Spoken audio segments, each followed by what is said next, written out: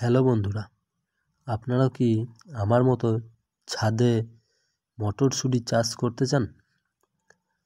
তাহলে এক্ষুনি এই বড় সাইজের দুটি ক্যারেট নিয়ে নিন। তারপর সেগুলিতে একটু কম রেখে মাটি ভরে নিন। মাটির সঙ্গে আপনারা জৈব সার হিসেবে গোবর সার, ভার্মি কম্পোস্ট, পাতা পচা সার যেটা হোক একটা ব্যবহার করতে পারেন। তারপর ট্রের মধ্যে এরকম 2 ইঞ্চি মতো গর্ত করে প্রত্যেকটা গর্ততে 2টি করে মটরশুঁটি দিয়ে দিন।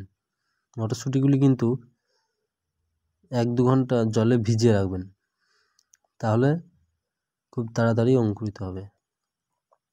তারপর হালকা করে ঢাকা দিয়ে জল দিয়ে দিন।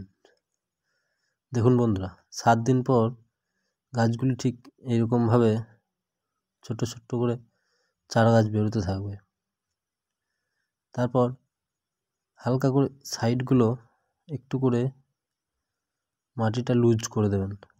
মাটিটা লুজ করে দেওয়ার পর খোল পচা জল আপনারা ব্যবহার করতে পারেন।